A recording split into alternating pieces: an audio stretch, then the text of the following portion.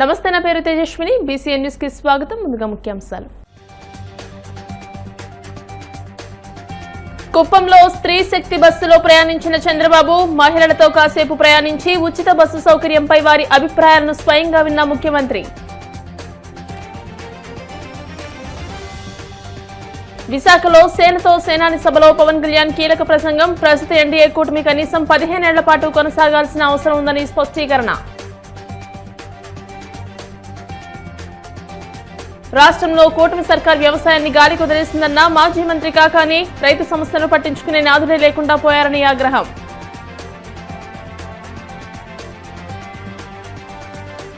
మోదీ పర్యటనకు ఎంతో ప్రాధాన్యతనిస్తున్నామని ప్రకటించిన చైనా, భారత్ చైనా మధ్య స్థిరమైన సంబంధాలు ప్రపంచానికి అవసరమన్న ప్రధాని మోదీ.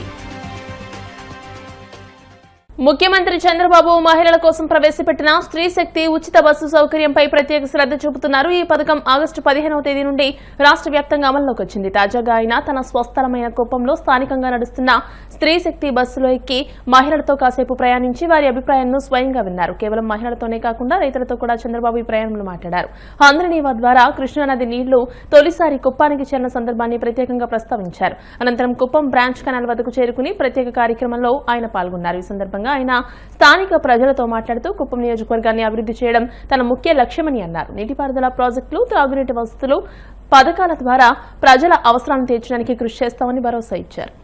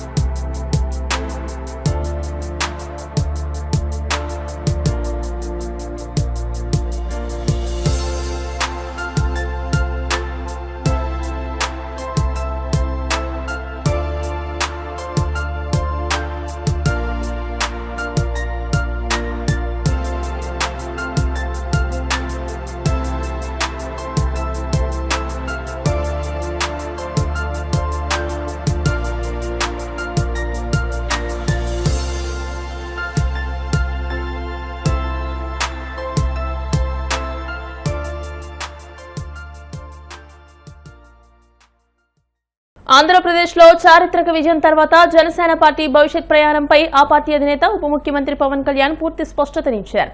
పార్టీని సంస్థాగతంగా బలోపేతం చేయడం, రాబోయే దశాబ్ద కాలానికి యువ నాయకత్వాన్ని సిద్ధం చేయడమే లక్ష్యంగా కీలక కార్యాచరణ ప్రకటించారు.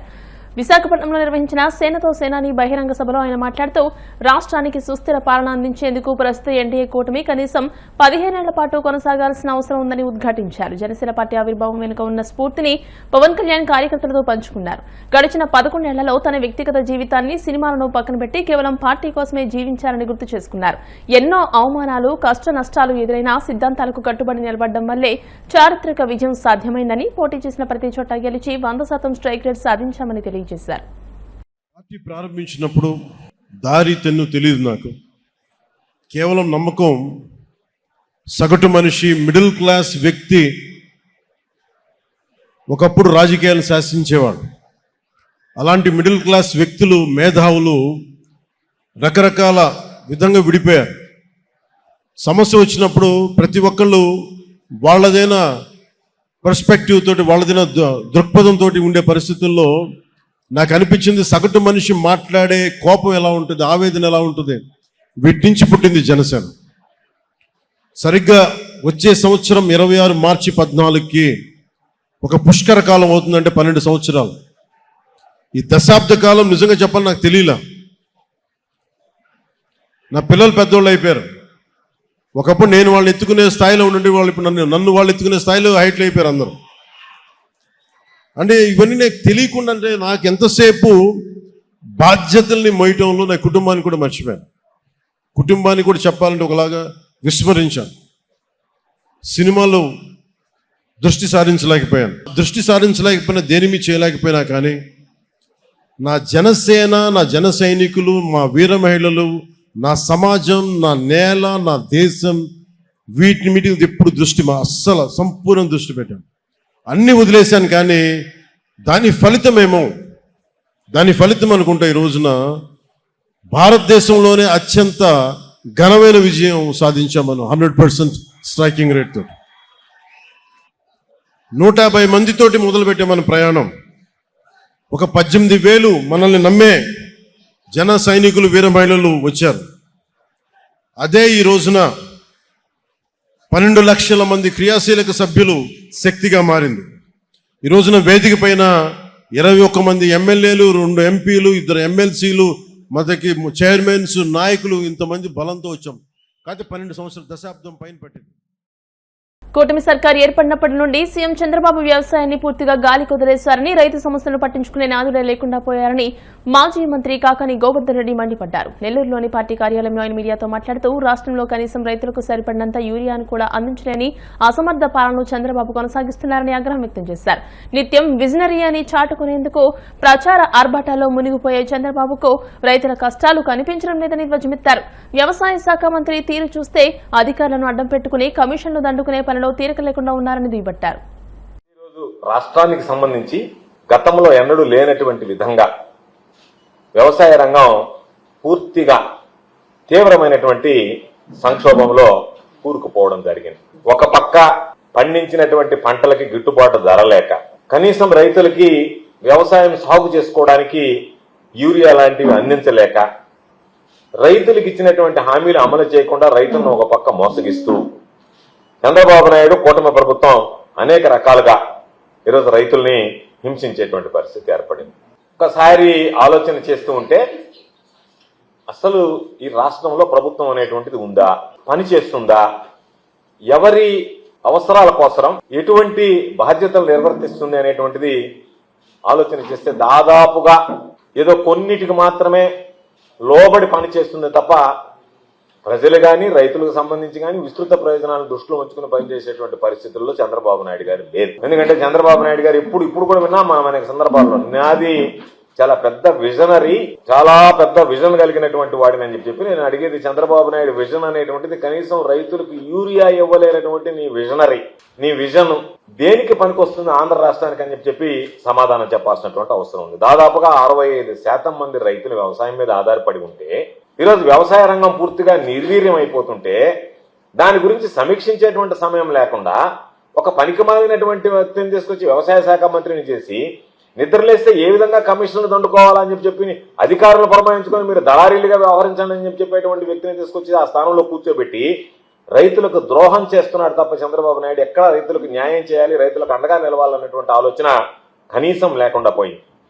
నిద్ర లేచినప్పటి నుంచి రైతు ప్రయోజనాల గురించి ఆలోచన చేసేటువంటి సమయము, తీరిక, ఓపిక లేదు. ఏ విధంగా కలెక్షన్లు రాబట్టుకోవాలనేటువంటి ఉద్దేశంలోనే దగ్గర ముఖ్యమంత్రి దగ్గర నుంచి, ముఖ్యమంత్రి కార్యాలయం దగ్గర నుంచి కింద స్థాయి ఎమ్మెల్యేలు, చోటా మోటా నాయకులు దాకా ఏ విధంగా మనం దోచుకుందాం ప్రజలకు సంబంధించి అనేటువంటి ఆలోచన తప్ప ఎవరి అవసరాలు తీర్చాలనేటువంటిది పూర్తిగా దాని మీద దృష్టి పెట్టేటువంటి పరిస్థితిలో లేదు. వ్యవసాయ శాఖ అయితే దాని ప్రాధాన్యతనే కోల్పోయింది. అసలు వ్యవసాయ శాఖ మూతపడిపోయింది. ఈరోజు ఒక్కసారి ఆలోచన చేస్తే చంద్రబాబు నాయుడు మొత్తం ఆ శాఖ నీరస పడిపోయింది. ఈ మధ్యన చూసాం, జగన్మోహన్ రెడ్డి గారు ముఖ్యమంత్రిగా ఉన్నప్పుడు మేము వ్యవసాయ యాంత్రీకరణ కింద ట్రాక్టర్లు కానీ, అదేవిధంగా ఆ రోజు వరి కోత యంత్రాలు ఇస్తే ఈ రోజులాగా మీరు దళారులుగా వ్యవహరించండి, గతంలో రైతు రథం పేరుతో ఏ విధంగా దోచుకున్నారో మనం చూసాం. మేము ఆ విధానాలు పాటించలే. జగన్మోహన్ రెడ్డి గారు పారదర్శకంగా రైతులకి ఏది కావాలో అది కొనుక్కోండి, మీరు కొనుక్కున్నటువంటి దాని మీద 40% సబ్సిడీ మీ ఖాతాలో జమ చేస్తాం, మాకు ఏం సంబంధం ఉండదు, మీరు ఎంతకైనా కొనుక్కోండి, దాని రేటు ప్రభుత్వం నిర్ణయిస్తుంది, ఆ కంపెనీ రేటు మాది అని చెప్పిన తర్వాత దానిలో 40% రైతుల ఖాతాలో జమ చేసాం తప్ప మేము కొంటాం, మేము కమిషన్ పెట్టుకుంటాం, మా కమిషన్ తీసుకున్న తర్వాత మిగిలినదేదో రైతుల పేరుతో దోచుకుంటాం అనేటువంటి ఆలోచన ఏ రోజు చేయలేదు. అంత పారదర్శకంగా రైతుల పక్కన నిలబడ్డాం, రైతుల పక్షాన్ని నిలబడ్డాం. రైతులకు సంబంధించినటువంటి ఎరువులు కానీ విత్తనాలు కానీ ఆర్బీకేల ద్వారా సరఫరా చేశాం. రైతుల ముంగిటికే ఈరోజు ఎరువులను కానీ రైతుల అవసరాలను తీర్చాం. రైతులకు చెప్పినటువంటి రైతు భరోసాను అందించాం. చంద్రబాబు నాయుడు గారు లాగా ఒక గ్యారంటీ బాండ్ ఇచ్చి జూన్ నెల నుంచే నేను మొదలు పెడతానని చెప్పి ఆ బాండ్ లో బాబు షూరిటీ భవిష్యత్ గ్యారంటీ అని చెప్పి ఈరోజు ఏమాత్రం సిగ్గు లేకుండా సూపర్ 6 సూపర్ హిట్ అని చెప్పి ఏమాత్రం నిస్సిగ్గుగా ఈరోజు చంద్రబాబు నాయుడు అడ్వర్టైజ్మెంట్ ఇచ్చుకోవడం ప్రకటించుకోవడం చూస్తుంటే రైతులు ప్రజలు నవ్వుకునేటువంటి పరిస్థితి ఏర్పడింది. ఇంత దారుణమైనటువంటి పరిస్థితులు రాష్ట్రంలో ఉంటే ఈ ప్రభుత్వానికి చీమ కుట్టినట్టు కూడా అనిపించకపోవడం దురదృష్టకరం, దౌర్భాగ్యమైనటువంటి. భారతదేశ విముక్తి సంచార జాతుల 73వ స్వతంత్ర దినోత్సవ వేడుకల సందర్భంగా ఆ సంఘ వ్యవస్థాపక అధ్యక్షులు ఎంబీసీ కార్పొరేషన్ మాజీ చైర్మన్ పెండ్ర వీరన్న అధ్యక్షతన పశ్చిమ గోదావరి జిల్లా భీమవరం వీరమ్మ పార్క్ వద్ద ఉన్న డాక్టర్ బీఆర్ అంబేద్కర్ కార్యాలయంలో ఉమ్మడి ఉభయ గోదావరి జిల్లాలకు సంబంధించి సమావేశం నిర్వహించారు. ఈ సందర్భంగా శాసనమండలి చైర్మన్ కొయ్య మోషన్ రాజు మాట్లాడుతూ స్వతంత్రం వచ్చిన తర్వాత కూడా 5 సంవత్సరాల పాటు సంచార జాతులను నేరస్తులుగానే కొనసాగించారని 1952 అనంత సాయిన అయ్యంగార్ ఇచ్చిన రిపోర్టు మేరకు ఆగస్టు 31వ తేదీ 1952వ సంవత్సరంలో ఈ జాతులను విముక్తి జాతులుగా గుర్తించారని అన్నారు. కానీ నేటికి ఈ జాతులకు రిజర్వేషన్ ఫలాలు 1% కూడా అందడం లేదని అన్నారు. మాజీ మంత్రి కారుమూరి నాగేశ్వరరావు మాట్లాడుతూ భారతదేశంలోనే సంచార జాతులను గుర్తించిన ఘనత మాజీ ముఖ్యమంత్రి వైఎస్ జగన్మోహన్ రెడ్డికి దక్కుతుందని అన్నారు. మాజీ ప్రభుత్వ చీఫ్ విప్ వైసీపీ జిల్లా అధ్యక్షులు ముదునూరి ప్రసాదరాజు మాట్లాడుతూ కూటమి ప్రభుత్వం అధికారంలోకి వచ్చి నేటికి 14 నెలలు గడిచిన సంచార జాతులను గుర్తించిన చరిత్ర లేదని, అధికారంలోకి రావడం కోసం సంచార జాతులను కూడా అబద్దపు హామీల ద్వారా మోసం చేశారని విమర్శించారు. ఆ సంఘ వ్యవస్థాపక అధ్యక్షుడు పెండ్ర వీరన్న మాట్లాడుతూ దేశానికి స్వతంత్రం వచ్చిన తర్వాత కూడా ఈ జాతులకు పూర్తి అన్యాయం జరిగిందని అన్నారు. బీజేపీ పార్టీ స్ఫూర్తి పేరుతో సంచార జాతులను మోసం చేస్తుందని అన్నారు. రానున్న కాలంలో రాష్ట్ర వ్యాప్తంగా అన్ని జిల్లాల్లోనూ ఉన్న సంచార జాతులను సంఘటన చేసి ఉద్యమానికి శ్రీకారం చుడతామని అన్నారు. నరసాపురం వైసీపీ పార్లమెంట్ ఇన్ఛార్జ్ గూడూరు ఉమాబాల మాట్లాడుతూ ప్రతి ఒక్కరూ కూడా చదువుకోవాలని, విద్య ద్వారానే సమాజంలో ఈ జాతులకు విముక్తి కలుగుతుందని అన్నారు. భీమవరం నియోజకవర్గ ఇన్ఛార్జ్ చినిమెల్లి వెంకటరాయుడు మాట్లాడుతూ సంచార జాతులు వెలుగులోకి రావడానికి ఆ సంఘ వ్యవస్థాపక అధ్యక్షుడు పెండ్ర వీరన్న ప్రధాన కారణమని అన్నారు. బీసీ నాయకులు వేండ్ర వెంకటస్వామి మాట్లాడుతూ సంచార జాతుల ఉద్యమాలకు బీసీ సంఘాల తరపున కూడా పూర్తి మద్దతు ఉంటుందని పేర్కొన్నారు.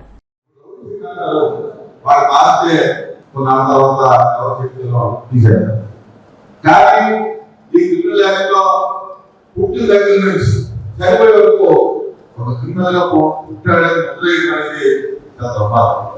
ఏ మనిషి కూడా పుట్టినప్పుడు పొలంతో కానీ మతంతో కానీ చర్యలతో కానీ అలవాటుతో కానీ పుట్టడు.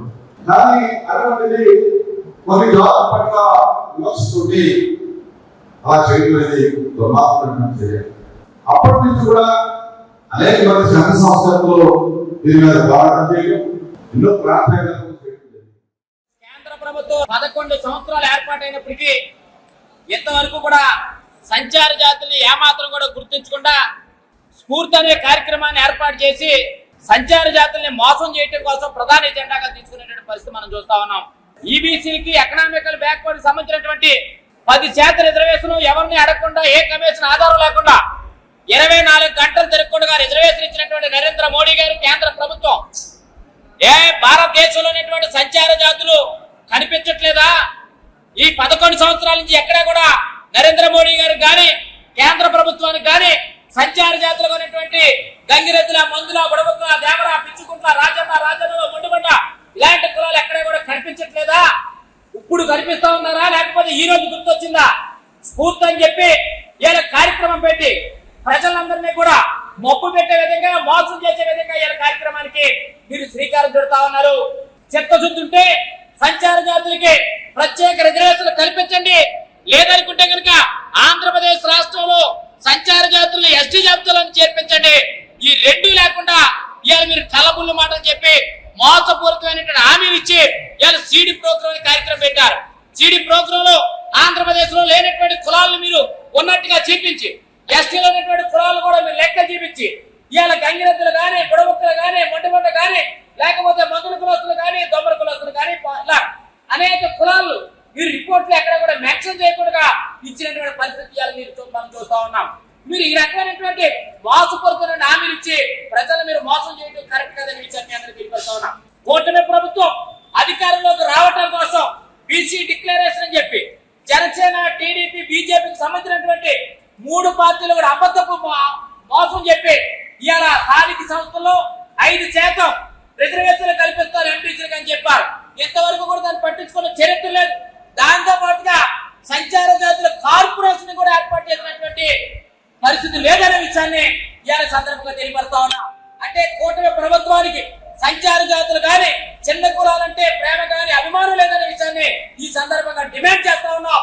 త్వరలోనే సంచార జాతుల్ని ప్రత్యేక రిజర్వేషన్ ఇచ్చే విధంగా లేదా సంచార జాతులకు సంబంధించినటువంటి జాతీయ కమిషన్ రిపోర్ట్ చేసుకునే ప్రత్యేక రిజర్వేషన్ ఇవ్వాల్సిన బాధ్యత ఉందనే విషయాన్ని సందర్భంగా తెలియపరుస్తా ఉన్నాం. ఇప్పుడు కాసేపు ప్రకటనలు.